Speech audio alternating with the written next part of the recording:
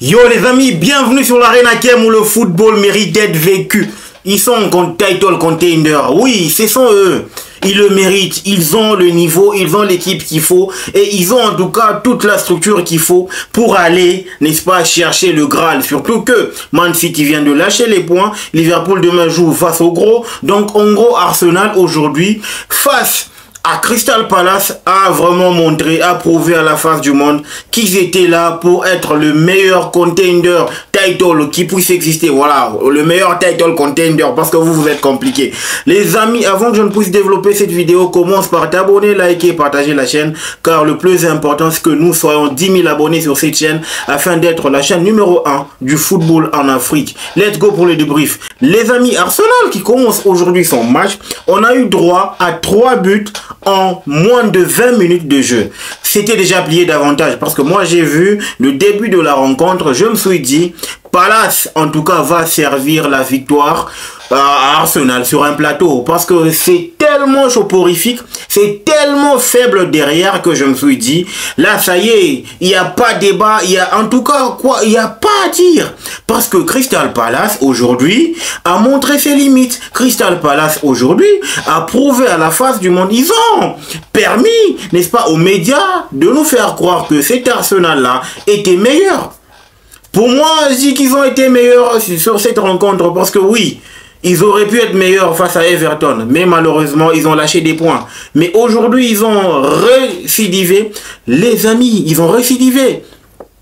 Un match contrôlé de bout en bout. Et quand tu regardes la manière avec laquelle Arsenal a marqué les 3 premiers buts, tu te rends compte qu'ils sont tellement dangereux sur corner. Ils sont tellement dangereux, en tout cas dans la surface, que Gabriel Jesus s'est illustré avec un doublé. Le gars, il est en train de nager. Hein. Il est en train de passer une semaine, en tout cas, archi, méga, ultra, hyper bénéfique. Parce que là, c'est 5 buts en 2 matchs. C'est 5 buts en une semaine. C'est 5 buts face à Crystal Palace. Déjà, le jeudi, ils ont éliminé Crystal Palace en League Cup ou encore en Carabao Cup. Et là, ils ont récidivé en Première Ligue. Non mais Glasner, sérieux, tu dois pas jouer comme ça. Je comprends. Et Berechi Eze n'était pas là. Mais sérieux, tu peux pas avoir cette configuration là face à Arsenal. Et puis, chapeau d'abord à Sandash, l'entraîneur de Everton. Il a compris, en tout cas, la ruse d'Arsenal face, en tout cas, avec ses coups de pied arrêtés. Pourquoi Glasner n'a pas lu, en tout cas, le match face à Everton pour essayer d'aborder le match avec une autre approche? C'est compliqué. C'est compliqué. Arsenal, en tout cas, ce qu'ils sont en train de faire aux défenseurs, aux gardiens de but, avec leur mode, en tout cas, de tir, de corner, ou leur mode, en tout cas, leur mode en tout cas d'exploitation de corner, en tout cas je sais pas si c'est fair play ou pas, ou je sais pas si en tout cas ça n'a jamais existé, et eux ils veulent inculquer ce modèle parce que les amis, à partir du moment où les 7 pistes traînent ou les 7 pistes coach, les coachs qui sont habilités, n'est-ce pas, à pouvoir coacher la ligne défensive, à partir du moment où ils vont calquer ce modèle en Première Ligue, ça va être du n'importe quoi.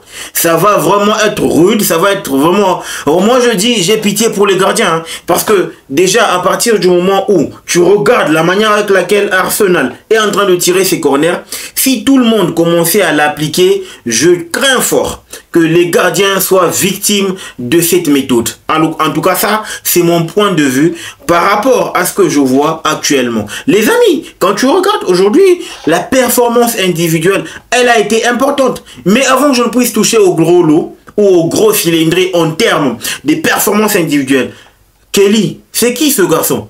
Voilà. Le latéral gauche d'Arsenal, vous allez me dire, il vient d'où? De l'académie? Non mais sérieux, il est intéressant. En l'absence de Calafiori, en l'absence de Tierney, etc. Mais le gars, il a produit une copie topissima, fantastique, bellissima. C'est sérieux. Je l'ai trouvé intéressant dans ses règles, dans sa capacité à défendre, à lâcher le ballon, à donner, il distribuait que des bonnes passes. Et puis oui, il était aussi propre dans sa capacité à défendre. C'est là que ça nous ramène à parler de la structure du milieu. Parce que oui, on s'est rendu compte qu'aujourd'hui, Arteta a fait un choix.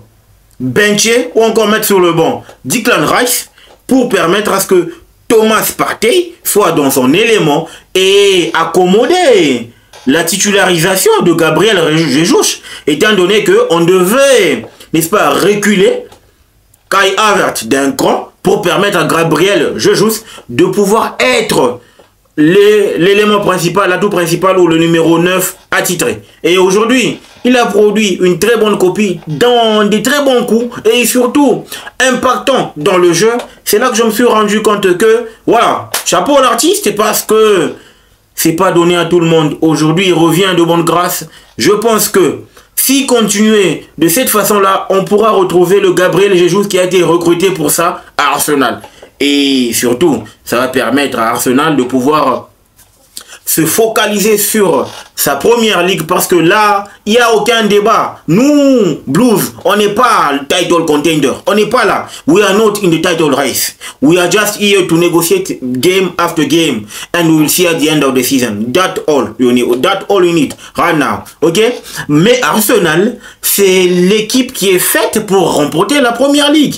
Parce qu'aujourd'hui, Manchester City, a encore lâché des points. Guardiola a perdu, ce qui donne la possibilité à Arsenal de creuser l'écart avec l'équipe de Guardiola. Ils attendaient que ça, permettre ou voir Manchester City faire un faux pas, parce que pour le moment, et Chelsea et Liverpool, si jamais ces deux-là parvenaient à remporter la Barclays English Premier League, pour moi, je dirais que c'est un exploit. Mais pour Arsenal, ça va pas être un exploit, parce que les gars, ils ont travaillé depuis pratiquement 3 saisons. Donc en gros, on va dire que c'est le fruit du travail, le fruit en tout cas de c'est la consécration. En tout cas par rapport à ce qu'ils ont dû investir, ils ont dû faire comme investissement sur et en dehors du terrain. Vous voyez, toutes les lignes d'Arsenal en tout cas est checkées au pain fin. Pourquoi? Parce que déjà la défense a un set coach, a un set piece trainer, le milieu a un set piece trainer, l'attaque n'en parlons même pas, et on mélange tout, on a la structure qui est bien établie, bien élaborée par Mikel Arteta. Aujourd'hui, je loue sa stratégie, parce que au moins c'était pas un Arsenal so bored to watch. Non, c'était un Arsenal pragmatique, and when you see Arsenal, you see a title contender. Tu vois, c'est ça. C'est ce que moi j'ai vu sur terrain. Chapeau à Arteta, il a compris qu'il devait revenir, en tout cas, à ses racines. Maintenant là, ça va être, je sais pas si chaque adversaire va se comporter de la même manière dont s'est comporté Crystal Palace. Mais aujourd'hui, je pense que dans la globalité des choses, et Arsenal aujourd'hui a posé bien le jeu, et j'ai trouvé que Arsenal c'était une équipe qui a été patron dans son élément, qui a été patron dans sa façon de jouer aujourd'hui. 5-1, tactique réussie, masterclass, mais Arsenal vient de perdre un élément important, le leader technique. Bukayo Saka, il part.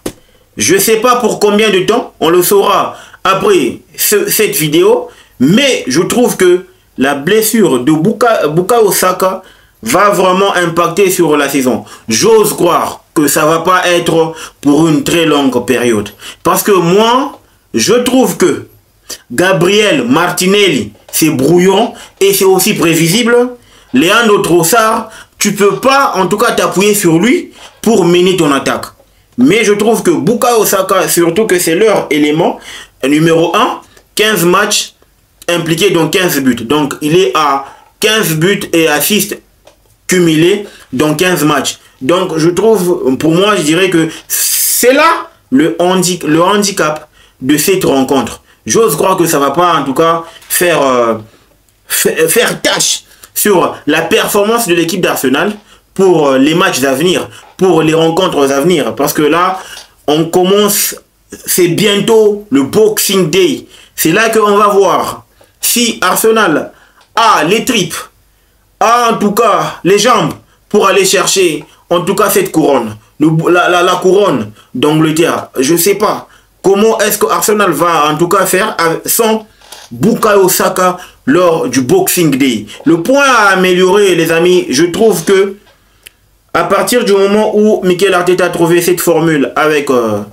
Declan Rice sur le banc, mais qui lui a donné du tort parce qu'il est revenu et il a marqué, je trouve qu'il faille maintenant trouver un équilibre parce que Raya, il commence à montrer ces petites séquelles du genre des erreurs et même la défense, tu vois, c'est juste un problème de discours. À partir de ce moment-là, ça va être cool parce que je trouve que Arsenal, c'est l'équipe qui a l'équipe la plus complète de cette ligue. Je sais pas, mais moi je trouve, en mon humble avis, que cette équipe-là, elle est beaucoup plus complète. Comparativement à Liverpool, comparativement à Chelsea. Parce que Liverpool est en train de se pencher sur Mohamed Salah pour, en tout cas, couvrir, pour cacher ce qu'il y a comme marasme derrière. Chelsea, vous savez très bien que Chelsea n'a pas de défense. Manchester City, c'est aux abois. Donc, en gros, c'est Arsenal qui affiche complète dans toutes les cases. Ok? C'est au moins ça. Donc, les amis, c'était là le débrief sur Arsenal qui a atomisé, qui a fessé, en tout cas, sérieusement, l'équipe de Crystal Palace. Les amis, il n'y a pas débat. Cette équipe revient à 33 points. À 1 point de Chelsea, donc met la pression sur les deux concurrents directs. J'ose croire que l'équipe d'Arsenal va rester où elle est et Chelsea va continuer à performer. On se capte demain pour le débrief sur les Blues de Chelsea, des patrons des Big One. Les amis, let's go pour le débrief. Let's go, pas pour le débrief les amis. Le football mérite d'être vécu. Ciao.